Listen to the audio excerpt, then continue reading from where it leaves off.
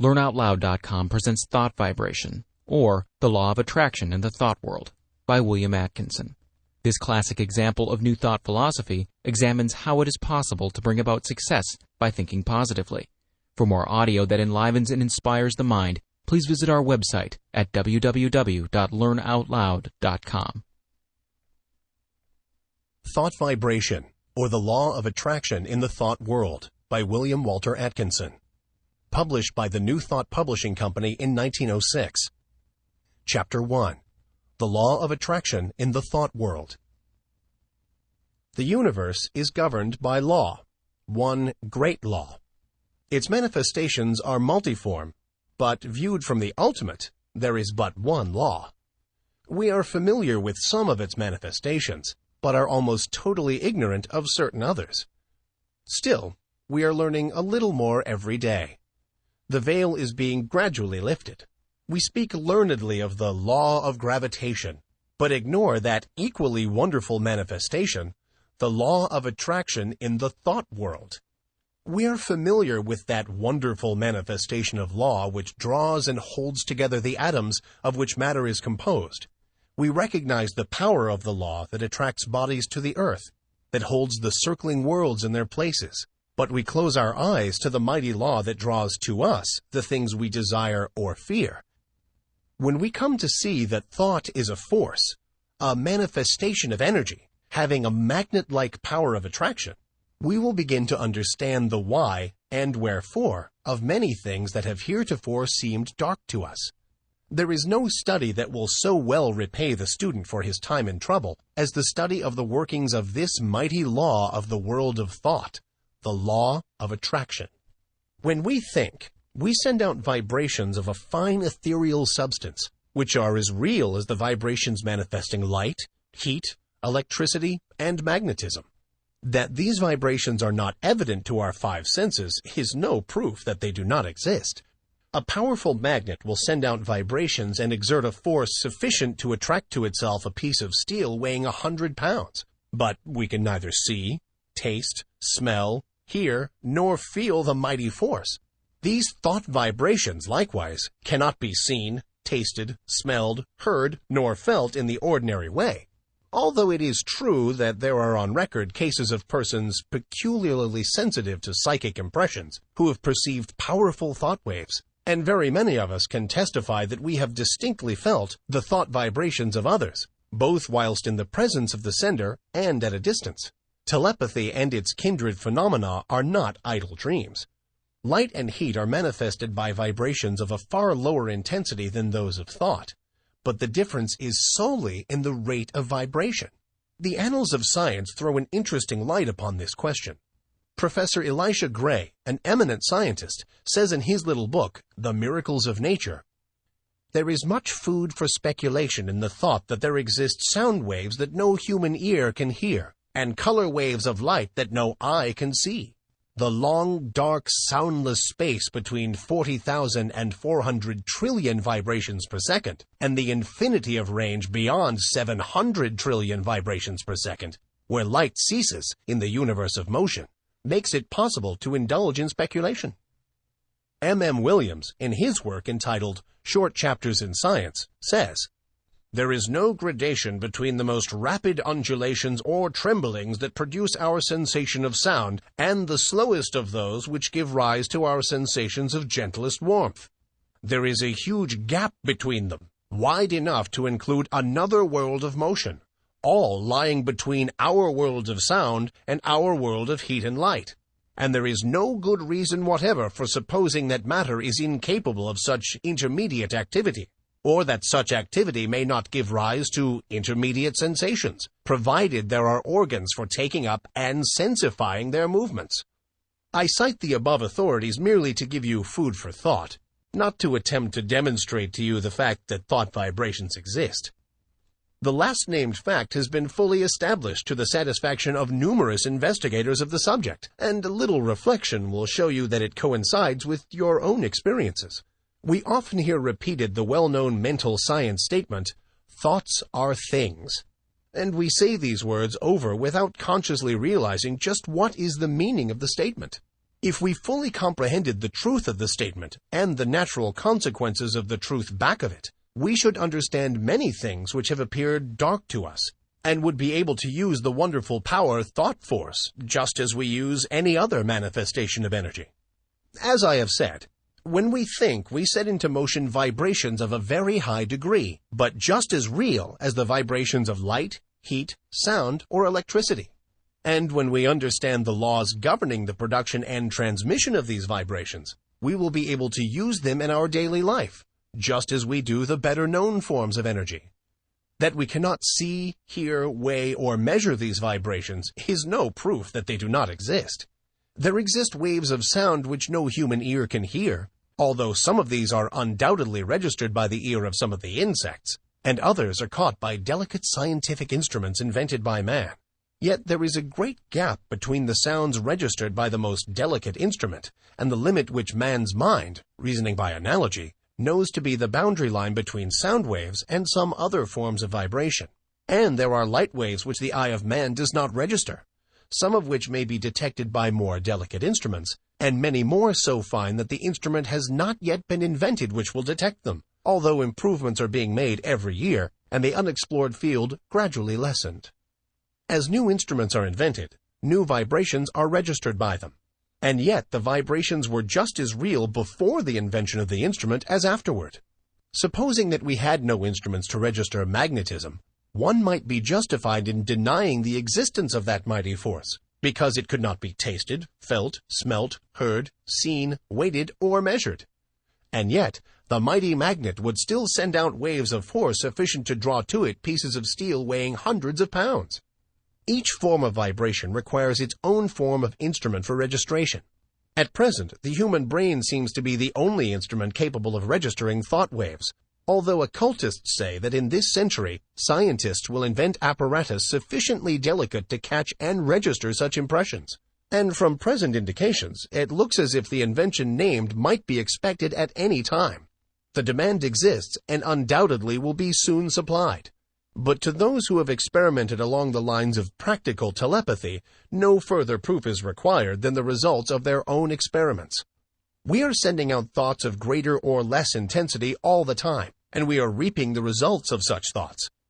Not only do our thought waves influence ourselves and others, but they have a drawing power. They attract to us the thoughts of others, things, circumstances, people, luck, in accord with the character of the thought uppermost in our minds. Thoughts of love will attract to us the love of others, circumstances and surroundings in accord with the thought, people who are of like thought. Thoughts of anger, hate, envy, malice, and jealousy will draw to us the foul brood of kindred thoughts emanating from the minds of others, circumstances in which we will be called upon to manifest these vile thoughts and will receive them in turn from others, people who will manifest in harmony, and so on. A strong thought, or a thought long continued, will make us the center of attraction for the corresponding thought waves of others. Like attracts like in the thought world. As ye sow, so shall ye reap. Birds of a feather flock together in the thought world.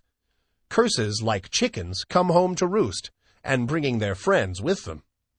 The man or woman who is filled with love sees love on all sides and attracts the love of others. The man with hate in his heart gets all the hate he can stand. The man who thinks fight generally runs up against all the fight he wants before he gets through. And so it goes. Each gets what he calls for over the wireless telegraphy of the mind. The man who rises in the morning feeling grumpy usually manages to have the whole family in the same mood before the breakfast is over.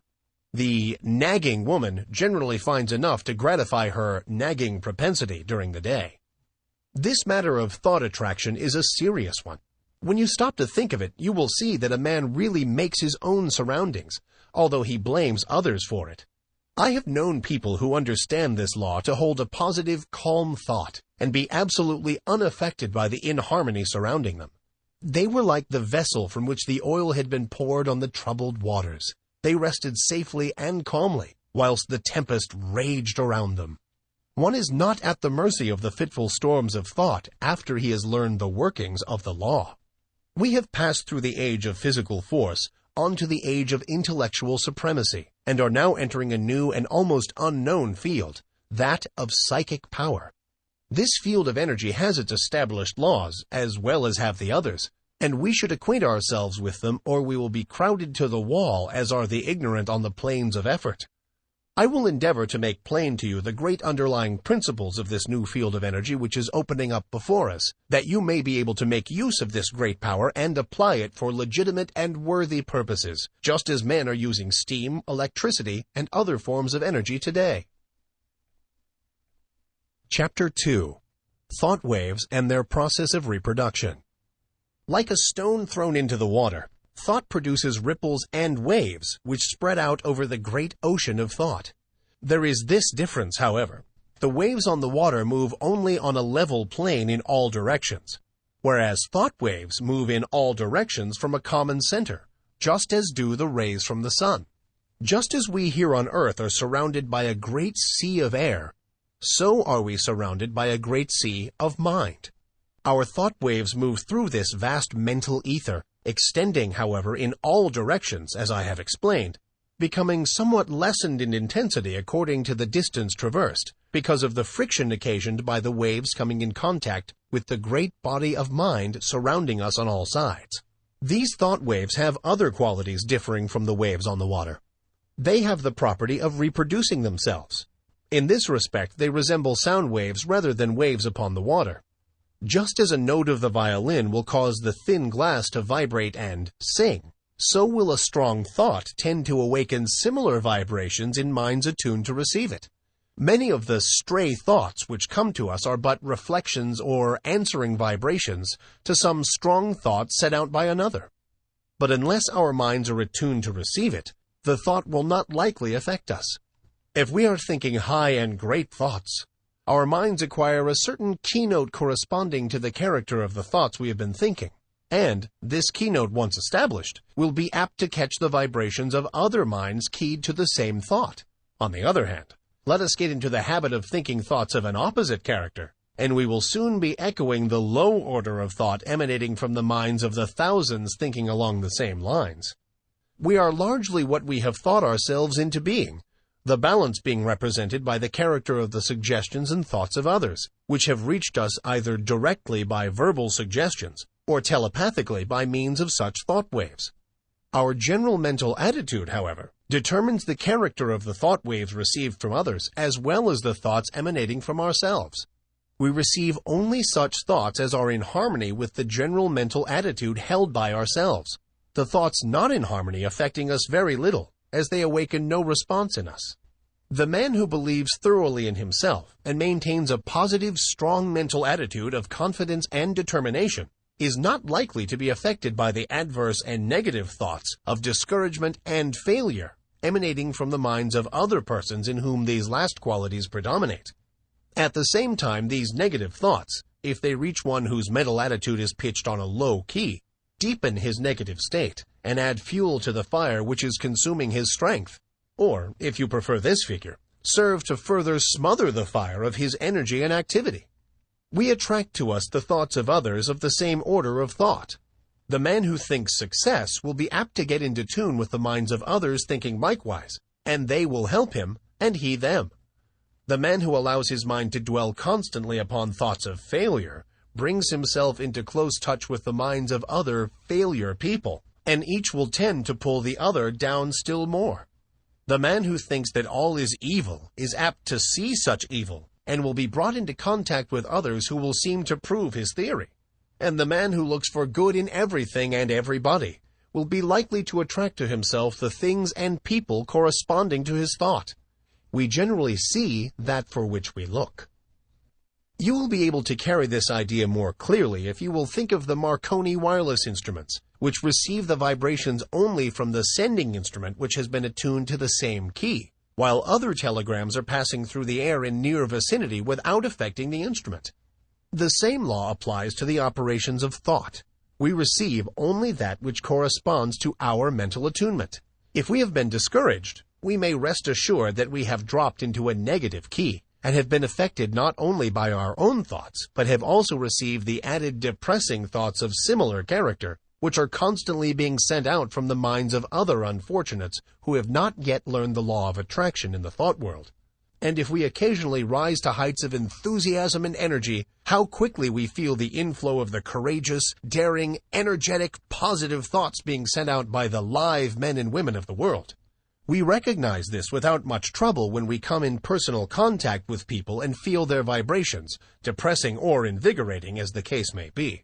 But the same law operates when we are not in their presence, although less strongly. The mind has many degrees of pitch, ranging from the highest positive note to the lowest negative note, with many notes in between, varying in pitch according to their respective distance from the positive or negative extreme. When your mind is operating along positive lines, you feel strong, buoyant, bright, cheerful, happy, confident, and courageous, and are enabled to do your work well, to carry out your intentions, and progress on your roads to success. You send out strong positive thought, which affects others and causes them to cooperate with you or to follow your lead, according to their own mental keynote. When you are playing on the extreme negative end of the mental keyboard, you feel depressed, weak, passive, dull, fearful, and cowardly. And you find yourself unable to make progress or to succeed. And your effect upon others is practically nil. You are led by, rather than leading others, and are used as a human doormat or football by more positive persons. In some persons, the positive element seems to predominate, and in others, the negative quality seems to be more in evidence. There are, of course, widely varying degrees of positiveness and negativeness, and B may be negative to A while positive to C. When two people first meet, there is generally a silent mental conflict in which their respective minds test their quality of positiveness and fix their relative position toward each other. This process may be unconscious in many cases, but it occurs nonetheless. The adjustment is often automatic, but occasionally the struggle is so sharp, the opponents being so well matched, that the matter forces itself into the consciousness of the two people. Sometimes both parties are so much alike in their degree of positiveness that they fail to come to terms mentally. They never really are able to get along with each other, and they are either mutually repelled and separate, or else stay together amid constant broils and wrangling. We are positive or negative to everyone with whom we have relations. We may be positive to our children, our employees, and dependents, but we are at the same time negative to others to whom we occupy inferior positions, or whom we have allowed to assert themselves over us. Of course, something may occur and we will suddenly become more positive than the man or woman to whom we have heretofore been negative. We frequently see cases of this kind, and as the knowledge of these mental laws becomes more general, we will see many more instances of persons asserting themselves and making use of their newfound power. But remember, you possess the power to raise the keynote of your mind to a positive pitch by an effort of the will. And, of course, it is equally true that you may allow yourself to drop into a low negative note by carelessness or a weak will. There are more people on the negative plane of thought than on the positive plane, and consequently, there are more negative thought vibrations in operation in our mental atmosphere. But, happily for us, this is counterbalanced by the fact that a positive thought is infinitely more powerful than a negative one. And if by force of will we raise ourselves to a higher mental key, we can shut out the depressing thoughts and may take up the vibrations corresponding with our changed mental attitude. This is one of the secrets of the affirmations and autosuggestions used by the several schools of mental science and other new thought cults. There is no particular merit in affirmations of themselves, but they serve a twofold purpose. 1. They tend to establish new mental attitudes within us and act wonderfully in the direction of character building, the science of making ourselves over. 2. They tend to raise the mental keynote so that we may get the benefit of the positive thought waves of others on the same plane of thought. Whether or not we believe in them, we are constantly making affirmations. The man who asserts that he can and will do a thing, and asserts it earnestly, develops in himself the qualities conducive to the well-doing of that thing, and at the same time places his mind in the proper key to receive all the thought waves likely to help him in the doing. If, on the other hand, one says and feels that he is going to fail, he will choke and smother the thoughts coming from his own subconscious mentality, which are intended to help him, and at the same time will place himself in tune with the failure thought of the world. And there is plenty of the latter kind of thought around, I can tell you. Do not allow yourselves to be affected by the adverse and negative thoughts of those around you. Rise to the upper chambers of your mental dwelling and key yourself up to a strong pitch, away above the vibrations on the lower planes of thought. Then you will not only be immune to their negative vibrations, but will be in touch with the great body of strong, positive thought coming from those of your own plane of development. My aim will be to direct and train you in the proper use of thought and will, that you may have yourself well in hand and may be able to strike the positive key at any moment you may feel it necessary. It is not necessary to strike the extreme note on all occasions. The better plan is to keep yourself in a comfortable key, without much strain, and to have the means at command whereby you can raise the pitch at once when occasion demands. By this knowledge, you will not be at the mercy of the old automatic action of the mind, but may have it well under your own control. Development of the will is very much like the development of a muscle, a matter of practice and gradual improvement. At first it is apt to be tiresome, but at each trial one grows stronger until the new strength becomes real and permanent. Many of us have made ourselves positive under sudden calls or emergencies.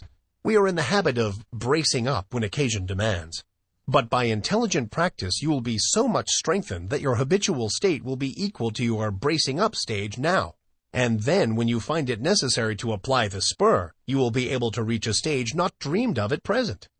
Do not understand me as advocating a high tension continuously. This is not at all desirable, not only because it is apt to be too much of a strain upon you, but also because you will find it desirable to relieve the tension at times, and become receptive that you may absorb impressions. It is well to be able to relax and assume a certain degree of receptiveness, knowing that you are always able to spring back to the more positive state at will. The habitually strongly positive man loses much enjoyment and recreation. Positive, you give out expressions. Receptive, you take in impressions. Positive, you are a teacher. Receptive, a pupil. It is not only a good thing to be a good teacher, but it is also very important to be a good listener at times. Chapter 3. A Talk About the Mind. Man has but one mind, but he has many mental faculties, each faculty being capable of functioning along two different lines of mental effort. There are no distinct dividing lines separating the two several functions of a faculty, but they shade into each other as do the colors of the spectrum. An active effort of any faculty of the mind is the result of a direct impulse imparted at the time of the effort. A passive effort of any faculty of the mind is the result of either a preceding active effort of the same mind, an active effort of another along the lines of suggestion, thought vibrations from the mind of another, thought impulses from an ancestor transmitted by the laws of heredity, including impulses transmitted from generation to generation from the time of the original vibratory impulse imparted by the primal cause, which impulses gradually unfold and unsheath when the proper state of evolutionary development is reached. The active effort is newborn, fresh from the mint, whilst the passive effort is of less recent creation, and, in fact, is often the result of vibratory impulses imparted in ages long past. The active effort makes its own way, brushing aside the impeding vines and kicking from its path the obstructing stones. The passive effort travels along the beaten path. A thought impulse, or motion impulse, originally caused by an active effort of faculty, may become, by continued repetition, or habit, strictly automatic, the impulse given it by the repeated active effort developing a strong momentum, which carries it on, along passive lines, until stopped by another active effort, or its direction changed by the same cause. On the other hand, thought impulses or motion impulses continued along passive lines may be terminated or corrected by an active effort. The active function creates, changes, or destroys. The passive function carries on the work given it by the active function and obeys orders and suggestions. The active function produces the thought habit or motion habit and imparts to it the vibrations which carry it on along the passive lines thereafter. The active function also has the power to send forth vibrations which neutralize the momentum of the thought habit or motion habit. It also is able to launch a new thought habit or motion habit with stronger vibrations, which overcomes and absorbs the first thought or motion and substitutes the new one. All thought impulses or motion impulses, once started on their errands, continue to vibrate along passive lines until corrected or terminated by subsequent impulses imparted by the active function or other controlling power. The continuance of the original impulse adds momentum and force to it, and renders its correction or termination more difficult. This explains that which is called the force of habit. I think that this will be readily understood by those who have struggled to overcome a habit which has been easily acquired. The law applies to good habits as well as bad. The moral is obvious. Several of the faculties of the mind often combine to produce a single manifestation. A task to be performed may call for the combined exercise of several faculties, some of which may manifest by active effort and others by passive effort. The meeting of new conditions, new problems, calls for the exercise of active effort, whilst a familiar problem or task can be easily handled by the passive effort without the assistance of his more enterprising brother. There is in nature an instinctive tendency of living organisms to perform certain actions, the tendency of an organized body to seek that which satisfies the wants of its organism. This tendency is sometimes called appetency. It is really a passive mental impulse, originating with the impetus imparted by the primal cause, and transmitted along the lines of evolutionary development, gaining strength and power as it progresses. The impulse of the primal cause is assisted by the powerful upward attraction exerted by the absolute. In plant life, this tendency is plainly discernible, ranging from the lesser exhibitions in the lower types to the greater in the higher types. It is that which is generally spoken of as the life force in plants. It is, however, a manifestation of rudimentary mentation, functioning along the lines of passive effort. In some of the higher forms of plant life, there appears a faint color of independent life action, a faint indication of choice of volition. Writers on plant life relate many remarkable instances of this phenomenon. It is undoubtedly an exhibition of rudimentary active mentation. In the lower animal kingdom, a very high degree of passive mental effort is found, and, varying in degree in the several families and species, a considerable amount of active mentation is apparent. The lower animal undoubtedly possesses reason, only in a lesser degree than man, and, in fact, the display of volitional mentation exhibited by an intelligent animal is often nearly as high as that shown by the lower types of man or by a young child. As a child before birth shows in its body the stages of the physical evolution of man, so does a child before and after birth, until maturity, manifest the stages of the mental evolution of man. Man, the highest type of life yet produced, at least upon this planet, shows the highest form of passive mentation, and also a much higher development of active mentation than is seen in the lower animals. And yet the degrees of that power vary widely among the different races of men. Even among men of our race, the different degrees of active mentation are plainly noticeable. These degrees not depending by any means upon the amount of culture, social position, or educational advantages possessed by the individual. Mental culture and mental development are two very different things. You have but to look around you to see the different stages of the development of active mentation in man. The reasoning of many men is scarcely more than passive mentation, exhibiting but little of the qualities of volitional thought. They prefer to let other men think for them. Active mentation tires them, and they find the instinctive, automatic, passive mental process much easier. Their minds work along the lines of least resistance. They are but little more than human sheep. Among the lower animals and the lower types of men, active mentation is largely confined to the grosser faculties, the more material plane. The higher mental faculties working along the instinctive automatic lines of the passive function. As the lower forms of life progressed in the evolutionary scale, they developed new faculties which were latent within them. These faculties always manifested in the form of rudimentary passive functioning, and afterwards worked up through higher passive forms until the active functions were brought into play. The evolutionary process still continues, the invariable tendency being toward the goal of highly developed active mentation. This evolutionary process is caused by the vibratory impulse imparted by the primal cause, aided by the uplifting attraction of the absolute. This law of evolution is still in progress, and man is beginning to develop new powers of mind which, of course, are first manifesting themselves along the lines of passive effort. Some men have developed these new faculties to a considerable degree, and it is possible that before long, man will be able to exercise them along the line of their active functions.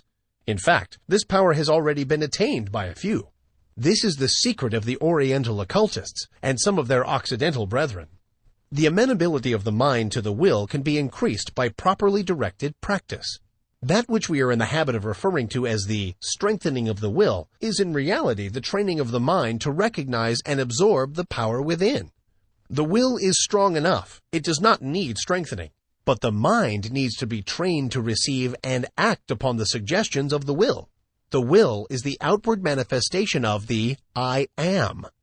The will current is flowing in full strength along the spiritual wires, but you must learn how to raise the trolley pole to touch it before the mental car will move.